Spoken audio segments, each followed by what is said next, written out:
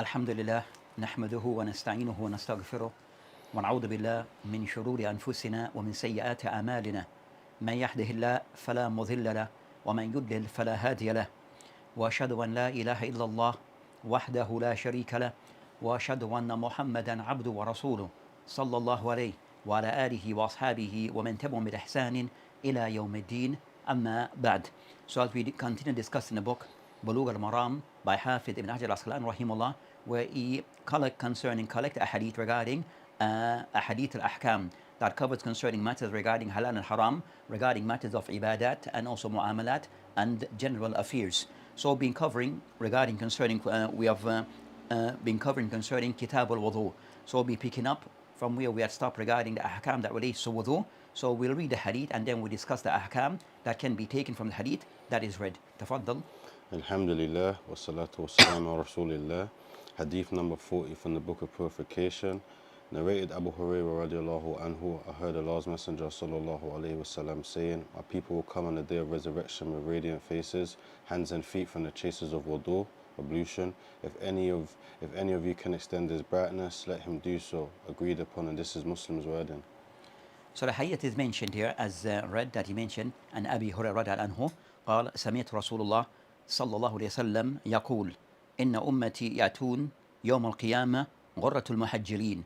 So the hadith of the meaning that the Prophet ﷺ have mentioned that إن أمتي يأتون يوم القيامة, that my nation will present itself, come forward يوم القيامة غرة المحجلين, that they'll come with these radiant faces with radiant lights من أثر الوضوء, from the signs of wudu. ومن استطاع منكم, and those who are amongst you, أن يطيل غرته فليفعل, and the one who's able to extend this radiant light upon himself, then he should do so. Then he mentioned hadith muttafaqun alayh wallaf lil Muslim. So the hadith is mentioned muttafaqun alayh, as is the Istilaf ibn Hajar rahimahullah, that the hadith in the Bukhari and Muslim from Abu Hurairah radiallahu anhu, and also this particular wording of the hadith is taken from Imam Muslim as mentioned by Ibn Hajar rahimahullah. So as for first step regarding concerning that mentions something regarding the rawi of the hadith. So as for the hadith that's narrated by Abu Hurairah radiallahu anhu, and we have discussed and mentioned regarding this particular sahabi before, as we have mentioned Abu Hurairah anhu is of those of the sahaba who have mentioned many numerous hadiths. So his name it repeats often, but we have already mentioned regarding something regarding the life of this particular sahabi, as they mentioned rawi al-hadith, of the person said to be the rawi of hadith. Then he mentioned regarding takhrij of the hadith. So this takhrij, as we have said before, regarding takhrij of the hadith is one that we try to identify the sources or the books that have mentioned this hadith, that are those books that are musnada, those books are of the original books of hadith that have mentioned this particular hadith with its isnad. So of those that he mentioned here, the hadith muttafaqun alayh, that the hadith in the Bukhari and Muslim, and also he mentioned wallaf lil Muslim, and also this particular wording of the hadith, it is the word that can be found by Imam Muslim rahimahullah in his collection.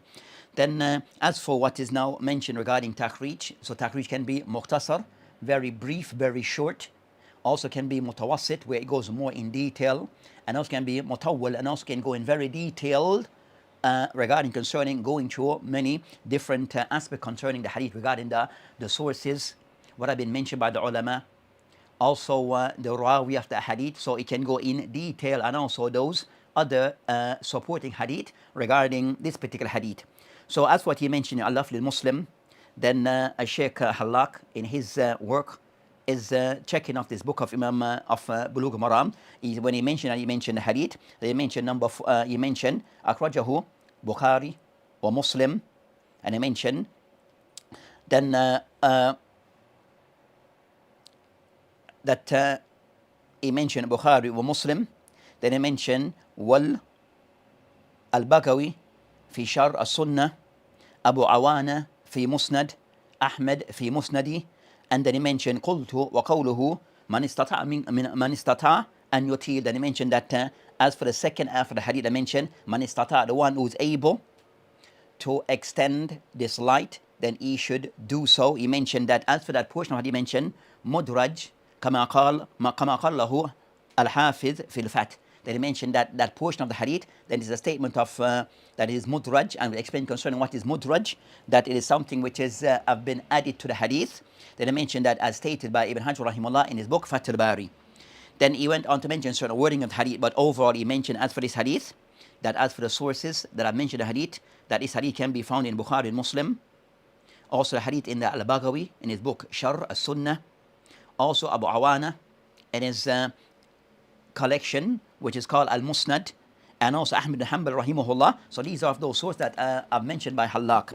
Also another who have somewhat done some work over on the book of Bulugh Maram, who Sheikh Mahir Yasin Fahl, one of the sheikh from Iraq, now live in Turkey, that he mentioned regarding considered hadith, that he mentioned, when he mentioned this hadith, he mentioned as Rakam al-Arba, when he mentioned that this particular hadith, Sahih, that hadith is Sahih, with a hadith in the Bukhari and Muslim, that he mentioned, قَوْلُهُ مَنِ اسْتَطَاعَ مِنْكُمْ أَنْ يُطِيلَ, that the one who's able to extend this light, this radiant light, then he should do so. He mentioned, Mudraj min kalam Abu Hurairah, or min kalam Abi Hurairah, that this portion of the hadith, or this section of the hadith, that it is something from the speech of Abu Hurairah, and not actually the speech of the Prophet ﷺ. And as he mentioned, Mudraj, and we'll explain concerning what is Mudraj. When he mentioned, Adwajahu, one son Naim ibn Abdullah. So one of the narrators was Naim ibn Abdullah, one of the narrators that he has somewhat stated when he mentioned of Khal, Al-Hafiz, Lam ara hadi jumla. Ibn Hajar rahimahullah mentioned that I have not found this particular sentence. He mentioned jumla fi riwayat ahad mimman wara hada hadith, that I have not seen from anyone except anyone other than this person that have narrated this particular statement. Then he mentioned regarding Umashar, that you find that over 10 individuals have narrated hadith, but this statement is only mentioned by one person. It's only mentioned by one of the rawat, where the others did not per se mention this particular statement. Then he mentioned regarding concerning this hadith, it is narrated by over many different narrators or sahabi, none of whom have mentioned this statement, regarding the statement being where he said in the hadith, Man istata'a minkum, that the one from amongst you who is able, then he should try to extend this radiant light. Then he mentioned this is not. So that's concerning the hadith. The hadith is of, so from what we have gathered or what have been mentioned, that this hadith, it has two parts. The hadith that has been mentioned here, section of the hadith is the statement of the Prophet ﷺ, and a section of what is mentioned, the statement of Abu Hurairah.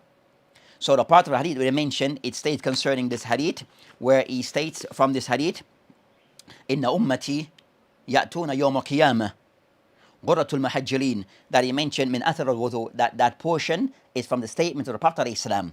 As for what is said, the second statement, فَمَنِ اسْتَطَاعَ مِنْكُمْ, the one who's able from amongst you, that then he should, to extend this light, he should do so. That's the statement of Abu Hurairah. That's the statement of Abu Hurairah. So they refer to in this, as the ulama mentioned, mudraj. It is referred to as mudraj. So what is mudraj? So al-mudraj, with the ulama of hadith, so it's one of those terminologies that is used among the ulama of hadith that indicate concerning that mudraj, as we'll say it regarding that, is of those matters that are discussed in what they refer to as ilm usul al-hadith or mustalah al-hadith. Mudraj, linguistically it means adkhal shay fi shay, where a person of place something into something. That's the meaning linguistically. So mudraj, adkhal shay fi shay, where a person of place something onto something. Istilahan, among the ulama of hadith, when they use the word mudraj, what is meant by this account of the ulama of hadith, they mention huwa al-hadith, that is the hadith, alladhi yu'raf, that hadith that is known, anna fi sanadihi or matnihi, that a hadith that has been known that in his sanad, in the chain or in the matan, in the wording, the text, ziyadatun, that is an extension, there's an extra wording, laysa minhu, there's something which is additional that is not from it. So meaning that mudraj or idraj is where an hadith is mentioned but have been identified that in the matan, in the text or in the sanad or in the chain, there's something ziyada, there's something which is additional, that is laysa minhu, that is not from actually from the hadith. So something have been placed in the hadith, additional, that is not actually from the hadith. Then I mentioned innama hiya min ahd al-ruwat, but that extra wording, that extra sentence is from the statement of one of the narrators or one of the narrators in the chain other than the Prophet ﷺ. It could be at times from the Sahabi or it could be someone after the Sahaba, from the Tabi'een or Atba' Tabi'een. So you might find this mentioned من غير التوضيح. It's also mentioned من غير التوضيح لهذه زيادة, without clarifying this ziyada is not from the asl, the root of the hadith. So it's not from the original hadith or from the original statement of the Prophet ﷺ, but the statement of someone else that have been added to the hadith that may be taken as a part of the statement of the Prophet ﷺ. So that is what is called mudraj or idraj amongst ulama of hadith. This idraj that it can occur, ينقسم إلى قسمين. Idraj of hadith, it can occur in two areas. One, in the matan or in the sanad. So idraj can occur in the matan, in the text of the hadith. So in this hadith, it occurs in the matan, in the wording of the hadith. So you have the wording of the Prophet ﷺ, then something have been added in the hadith that's not actually or is not from the statement of the Prophet ﷺ, rather it is from the statement of one of the narrators, in this case Abu Hurairah. But it hasn't been clarified. So a person, when he reads the entire hadith, he may come to the assumption that the entire from the start through to the end is all from the statement of the Prophet ﷺ, but in reality that's not the case. So there's a person unable to make that distinction. So he may think that the entire wording or what is mentioned is from the Prophet ﷺ, but the reality that's not the case. So that is called mudraj or idraj. So that's concerns that occur in the matan. In the matan, at time it occur in the beginning of the hadith, or in the center of the hadith, or the end of the hadith. And at times of the reason why it is done, and at times it occur also in the center, which would be the chain. So something that may include a narrator, add a narrator, but it's actually not a part of the hadith. So it's not a part of the isnad, the chain, but they have been added, but in reality, it shouldn't have been added. So a person have been added to the hadith, an additional person mentioned that should not have been mentioned. That is called mudraj fil as-sanad or mudraj fil al-matan. So regarding concern is idraj or mudraj is in this particular case, it is in the sanad, and it comes at the end of the isnad. It comes at the end of the isnad.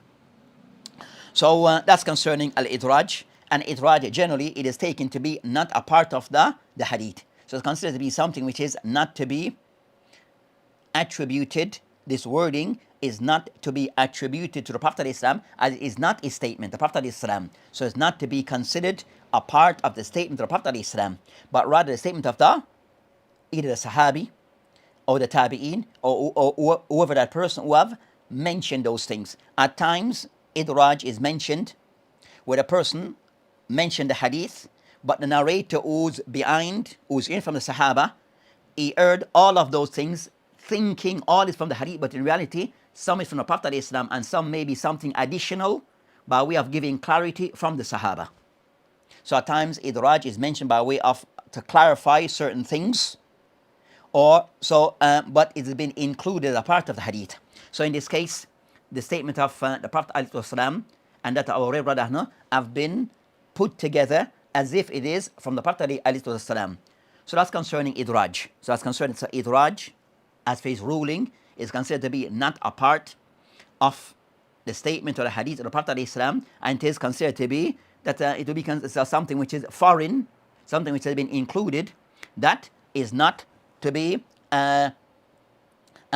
attributed back to the Prophet ﷺ. So that's concerning al-mudraj. That is concerning al-mudraj. So I mentioned the mudraj is of those things we said of ilmul ilal, where a person can detect these things, and that requires certain skills regarding one, combining all the isnad, all the narration together to see if there's anything additional. So in this case, all the narrators, over 10 narrators, mentioned the first part of the hadith, but one narrator mentioned something additional, an extension from the hadith, so that's how they're able to identify that this is not from the Prophet ﷺ, but something which is additional. And other ways where at times the person who have mentioned this statement himself might identify that I have said this. So at times it is by way of nas, by way of the other narration will identify this is mudraj, when everything is collected together, you can identify that in some statements or in a one particular narration, there's an additional statement that is not mentioned by all others. So then kind of somewhat it becomes an eye opener for that muhaddith to investigate further. Or it could be by way of the person, the narrator himself might mention that is mudraj from himself, or that I have narrated this additional wording. And also it should be identified by the wordings that is mentioned is not something that the Prophet Islam would normally say. So it can be identified by various ways of identifying mudraj, but it requires a person who's a muhaddith, a specialist in this field, who will make that call. So in discussing this matter, that they are mentioning concerning this hadith of Abu Hurairah anhu, that it is mentioned that it's mentioned in the hadith from this tariq that it mentioned An-Nu'aym ibn Abdullah أنه رأى أبا هريرة Nu'aym ibn Abdullah, that he saw Abu Hurairah anhu, that he performed يتوضأ, that performing wudu, فغسل وجهه, that he washed his face, ويديه, and both his hands, حتى كاد يبلغ منكبيه, that when he was washing his hands, Abu Hurairah, the person was observing that as if he went up to his armpit. Then he mentioned ثم غسل رجليه, then Abu Hurairah anhu, that he washed his feet. Then he mentioned رفع حتى رفع إلى ساقيه, until he reached up until his shin, up to halfway, up until halfway is saq, if is shin. ثم قال سمعت رسول عليه السلام يقول, then he mentioned the hadith. So these hadiths, this narrator are someone who's Nu'aym ibn Abdullah observed Abu Hurairah anhu observing wudu, but he was making wudu in this fashion, that when he washed his hands, went up to his armpit. When he washed his feet, he went up to halfway his shin, above his ka'bayn. So he can somewhat, then Abu Hurairah anhu, when he can somewhat was observing this, Abu Hurairah anhu went on to explain why he was doing so. So that's concerning the context behind this hadith. So kind of somewhat then, so as for that concern, so that's the hadith by way of what is mentioned here by Abu Hurairah. Then they mentioned regarding concerning that from this hadith, we have one mudraj that is included in this hadith. So you find over 10 other people who have narrated the hadith from the Sahaba, none of whom have mentioned this second part of the sentence. So it's going to somewhat become an eye-opener for the persons of muhaddith. The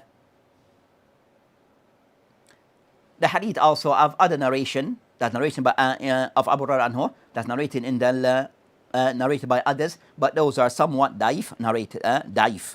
But overall, regarding concerning that, you find that many of the ulama, so of those things regarding study of hadith, also the person in studying of hadith, that also to see and to look and to investigate what have been said by the ulama of the past and the other ulama of hadith. So with the person of contemporary, the person who's there studying hadith, also he needs to look to see what have been said by the ulama before him regarding their judgment on this particular hadith or on that particular hadith being studied. From this, to show that it is something of mudraj of the ulama who have also stated that this additional statement is from Abu Hurairah anhu. Of those who have mentioned is that there's a mudraj in the hadith, they mention of them Hafiz al-Mundhiri, so Hafiz al-Mundhiri, also Shaykh al-Islam Ibn Taymiyyah, so Ibn Mundhir in his book Targhib wa Tarhib, also Shaykh al-Islam Ibn Taymiyyah, also Ibn Qayyim al-Jawzi. I've said that this is mudraj. Also Ibn Hajar al-Asqalani in his book Fath al-Bari, also Shaykh of contemporary Shaykh Abdul Aziz have also mentioned this, and also of contemporary Shaykh Albani rahimahullah in his book Al-Silsila Al-Da'ifa. So Shaykh Albani rahimahullah of those ulama who have mentioned, who have concluded that this is mudraj from the statement of the Rawi Abu Hurairah anhu, that this particular statement. So that's concerning that so of the ulama who have mentioned this. So that mentioned this hadith have been narrated by the likes of from other companions, Ibn Mas'ud, Jabir ibn Abdullah, Abu Sa'id al-Khudri, Abi Umama, Hudayfa, and all of them without this additional information. So all these other companions, Ibn Mas'ud, Jabir, Abu Sa'id al-Khudri, Abu Umama, Hudayfa, and others who have mentioned this hadith without this additional information. This kind of stuff. So that so they have come to the conclusion this is something which is mudraj. Also of those things that I like that this is something that is mudraj. They mentioned the Prophet concerning that that other factors that they have mentioned regarding concerning this matter, but those are some of the reasons. Those are some of the reasons. The second point regarding this matter, regarding certain wordings that are mentioned in the hadith. So of the word the hadith mentioned, inna ummati ya'tuna yawm al-qiyamah. So Sheikh Abdullah Fawzan, Hafidullah Ta'ala, when he mentioned concerning that concerning Shar al-Alfaz, regarding concerning and explaining some of the wording of the hadith, he mentioned, so as to have an understanding of the meaning of the hadith. Inna ummati, so he mentioned ummati concerning jama'ah. So meaning concerning jama'ati, concerning that those of my jama'ah, regarding concerning the word ummati. So ummah means concerning majmu' min an-nas. Majmu' min an-nas. So the ummah, in this context, the ulama of clarified concerning that al-murad, ummatul ijaba. So the Prophet of Islam is addressing regarding inna ummati ya'tuna yawm al-qiyamah, that my nation will come and yawm al-qiyamah, that nation that he's describing are concerning that the ummatul ijaba. So you have ummatul ijaba, and they are the ones who are the Muslimun. So ummatul ijaba, they are the Muslimun. And by way of, they are the ones who believe in the Prophet of Islam and also that they follow his way. So ummatul ijaba, they are the Muslimun, the Muslim community, meaning those who believe in the Prophet of Islam, in his message, and also that they follow his way. They are the ummatul ijaba. So what is so the second ummah is ummatul ad-dawa. So you have ummatul ijaba, they are the Muslims who believe in the Prophet of Islam and follow his message and his teachings and his way. Wa ummatul da'wa, they are the ummah concerned that the general insulgin concerning those who the Prophet of Islam message was meant for them. So the message of Islam, it is meant for mankind and the jinn. Those who, so the people who are, the message is meant for them, they are said to be ummat ad-dawa. They are said to be ummat ad-dawa, where the message of Islam is meant for them. As for, so that is general, applies to all of mankind.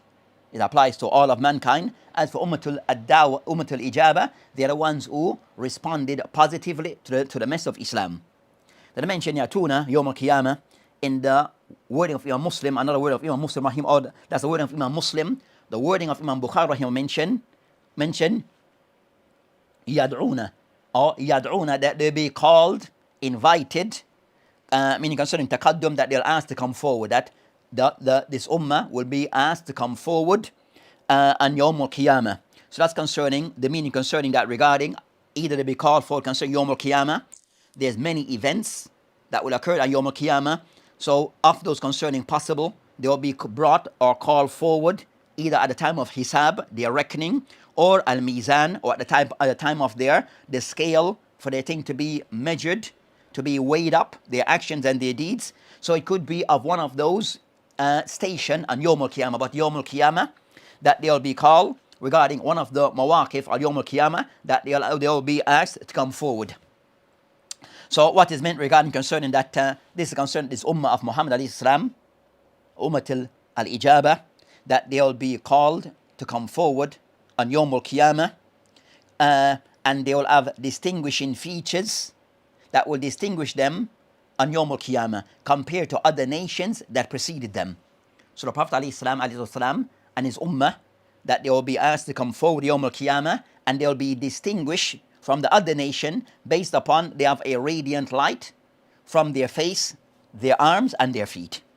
That will distinguish them from others, which is the signs of wudu, which is the signs of the place that they used to wash, yawmul, regarding the place that used to wash in and preparing themselves for salat. As for the mention yawmul qiyamah, concerning that ayyawm yakum an-nas li rabbil alameen, where the people that they will come forth from their grave and that they will present themselves before Allah subhanahu wa ta'ala, that they will present themselves in front of Allah subhanahu wa ta'ala to be held accountable regarding their actions, regarding their belief and their actions. So people are held accountable based upon their belief and their actions. And also Yawm al-Qiyamah is one of the name of one of the many names that relate to those things regarding al-akhirah. One of the names of those things that concern Yawm يوم الآخر. As mentioned here by as says Fawaid or Faida from Sheikh Abdullah Fawzan Hafidh, mentioned that قد وردت بهذه اسم يعني regarding concerning يوم القيامة في كتاب الله تعالى في 70 آية. Regarding concerning that this wording يوم القيامة have been mentioned in the book of Allah in the Quran in over 70 ayah. In over 70 places is referred to as يوم القيامة. So matter regarding the Akhirah is referred to as يوم القيامة, had been mentioned in the Quran over 70 places.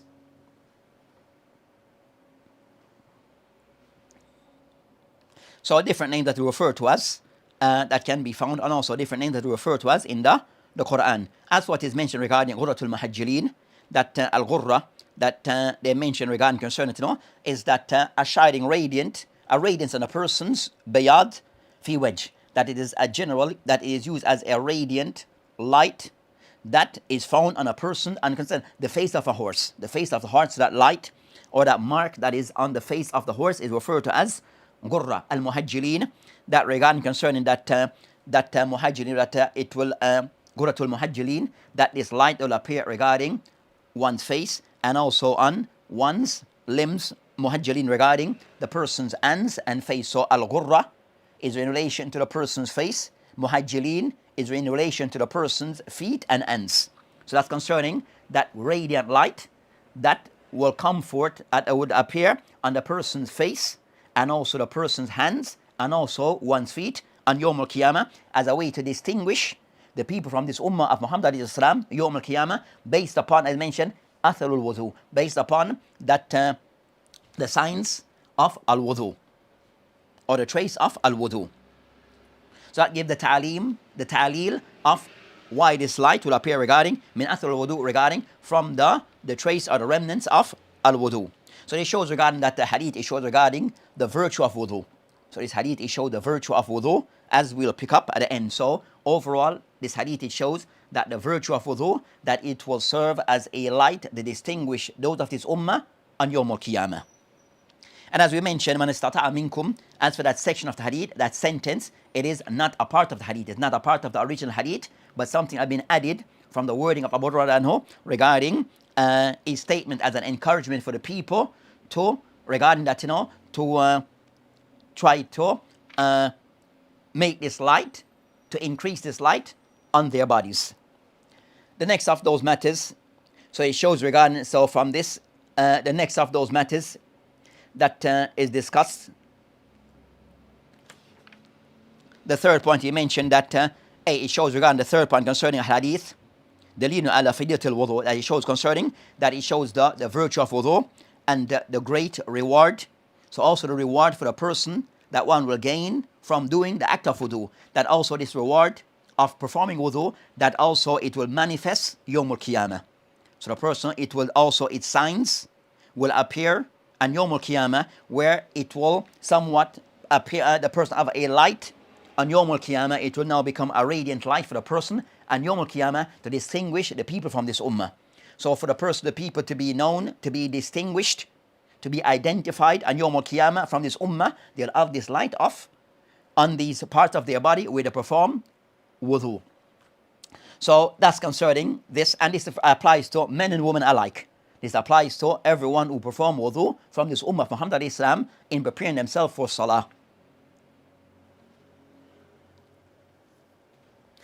The other point that is mentioned regarding this hadith also, that a discussion mentioned yesterday, بعض ulama, that some of the ulama that they have used this particular hadith, بهذا hadith على أن الوضوء من خصائص هذه الأمة, that they discuss concerning that is performing wudu one of those special features of this ummah compared to other nations.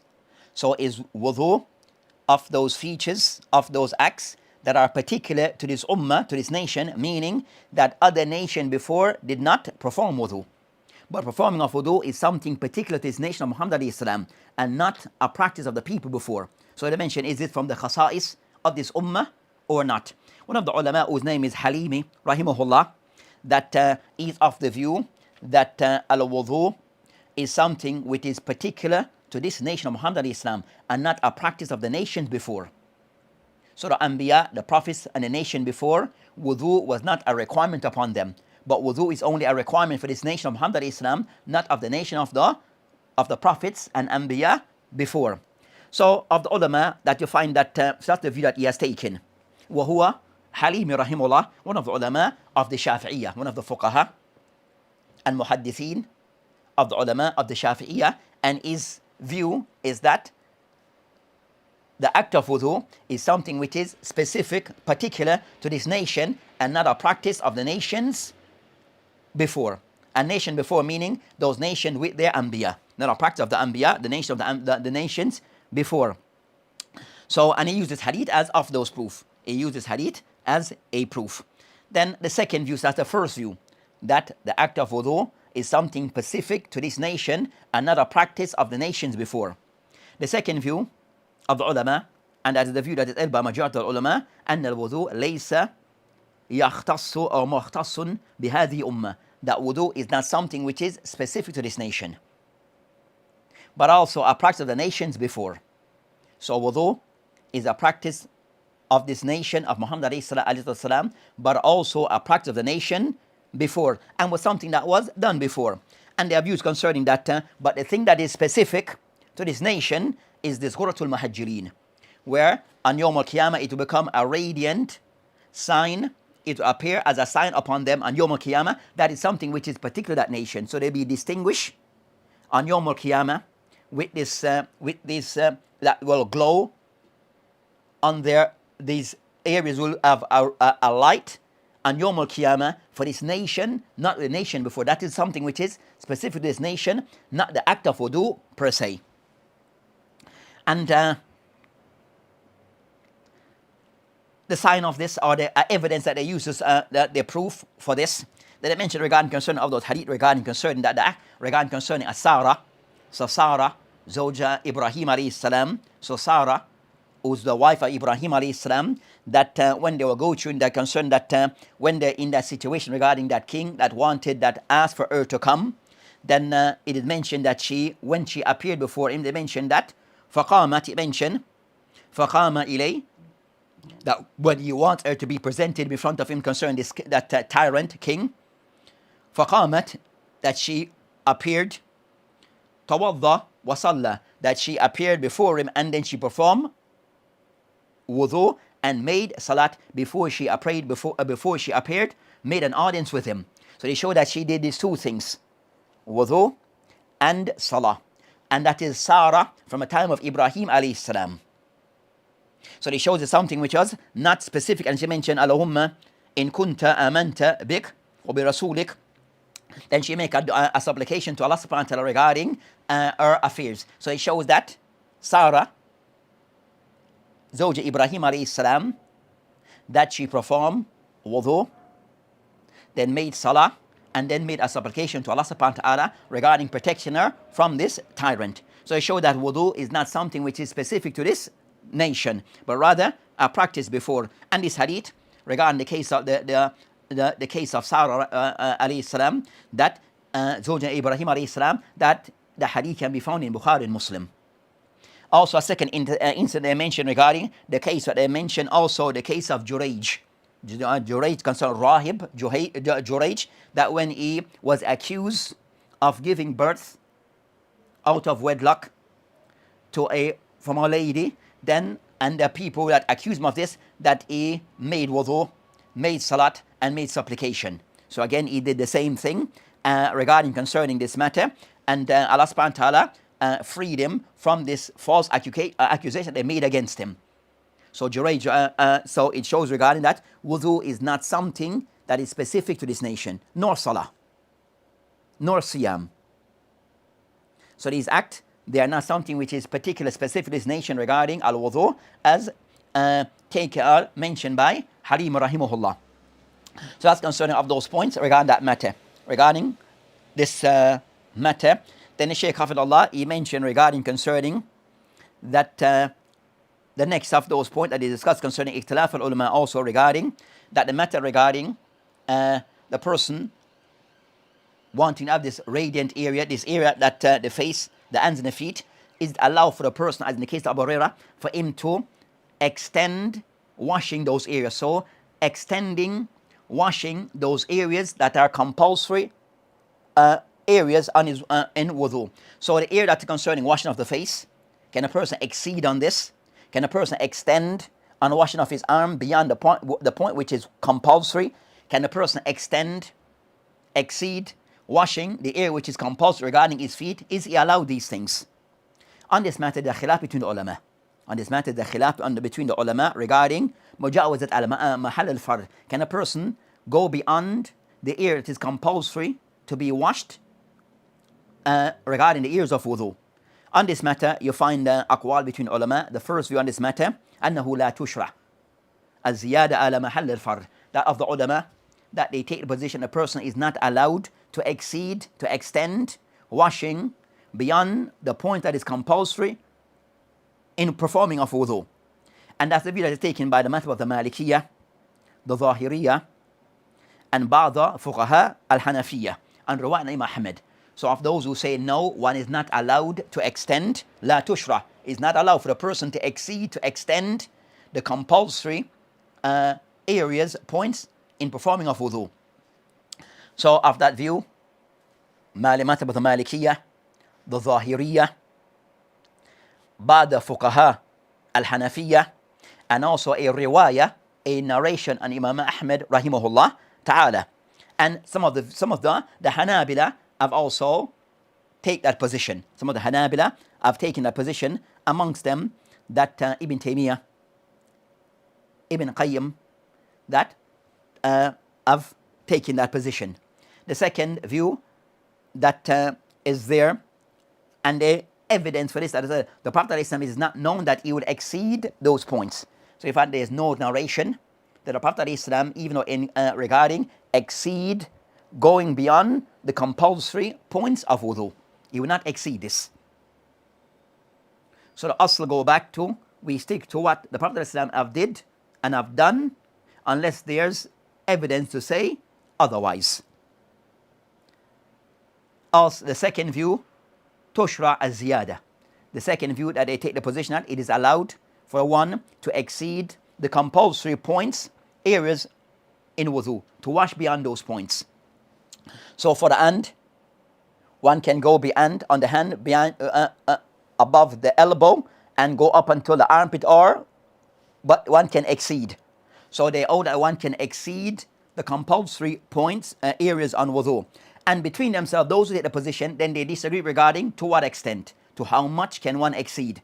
Of those who mention up to halfway the arm, those who mention up to the shoulder, up to the armpit, regarding the for the feet, those said nifsu sak, up to halfway, up to the sack, or up to the elbow, up to the knees. So between themselves they have a khilaf. So they mention regarding between those, one mentioned that أنه زيادة فوق المرفقين وكعبين, that one can go beyond this بدون توقف, without per se giving without per se stating to what limit, but one can exceed, but without setting a limit.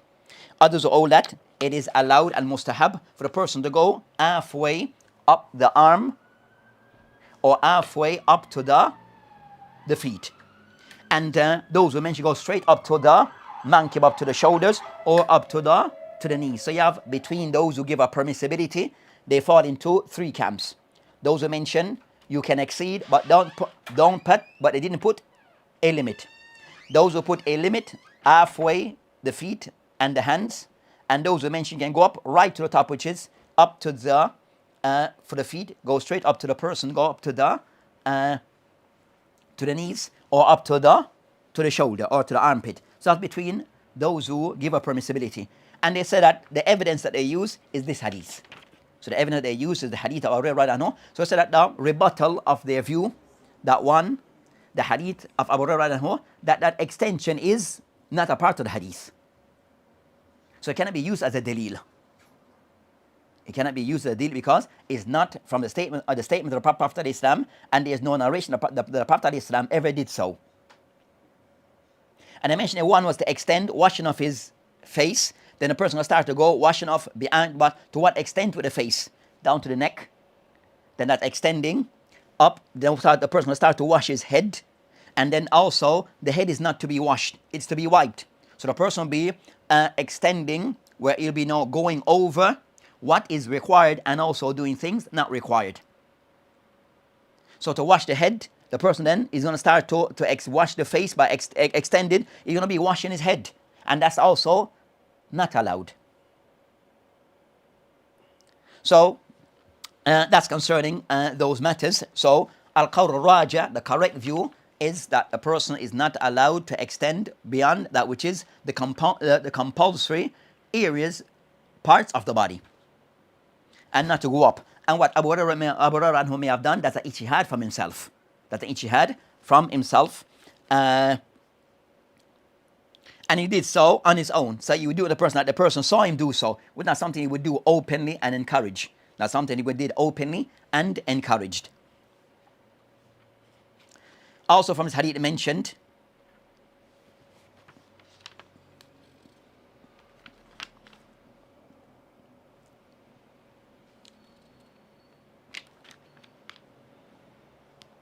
so from that,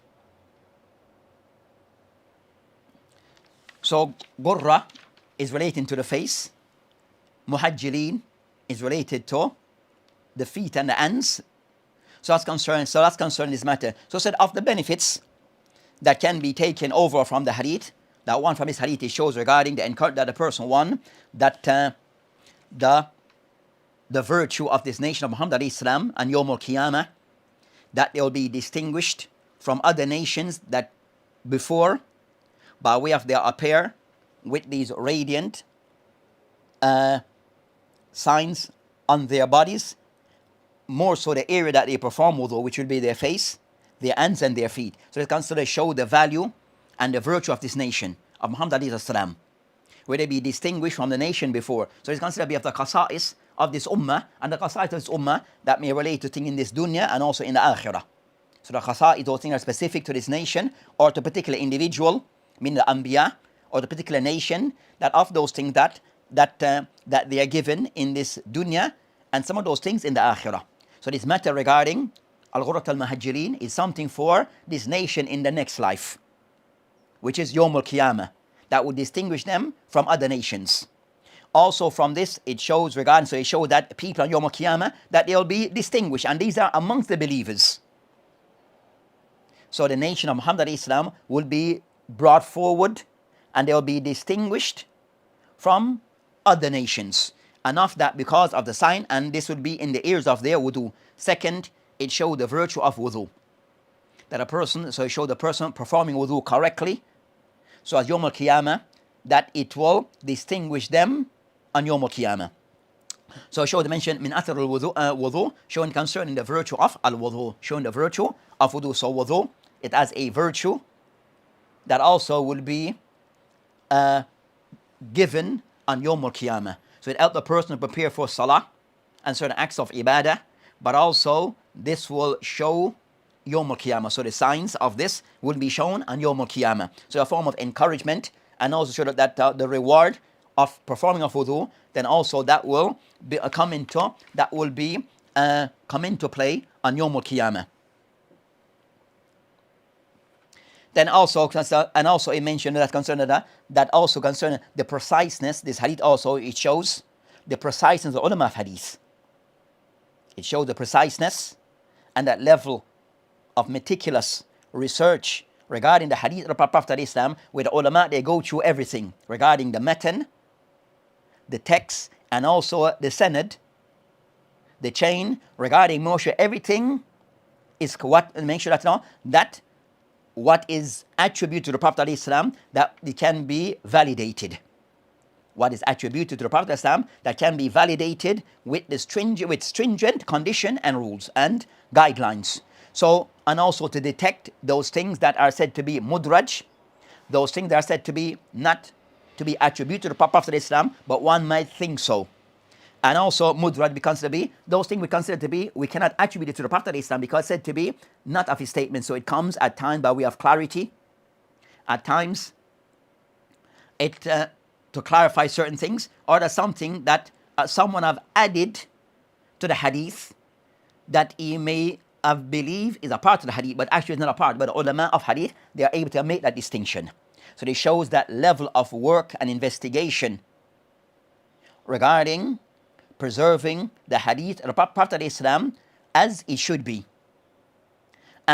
So they show that level of effort, of the ulama of hadith regarding making these distinction, where a person reading hadith may miss this. An ordinary person may miss this. And even some of the fuqaha, the ulama, may miss this. But the ulama of hadith, they are the ones can detect these things.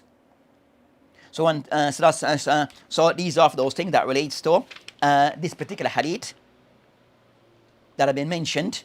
I will mention also the ahkam regarding this hadith, regarding that the person exceeding washing the areas that are compulsory to be washed. Is it allowed or not allowed? And we have mentioned aqwal of the ulama on this matter. So with that, inshallah, that and also show concern that the keenness of that is the Sahaba regarding trying to act upon the hadith, but at times may do so with their own ijtihad. But one is able to make that distinction. So with that, inshallah, we have covered this hadith regarding of the virtue that discuss concerning the virtue of wudu, and how that virtue will be manifest on Yawm al-Qiyamah and will benefit the Muslim on Yawm al-Qiyamah. We have mentioned this hadith, covered these matters, so that inshallah we have covered this hadith and some of the ahkam that relates to this. And with this, inshallah, we'll end this discussion regarding this hadith and continue to cover the other hadith that comes after in the next session. وبالله تعالى توفيق وهذه السبيل والآخرة والحمد لله. السلام عليكم ورحمة الله وبركاته.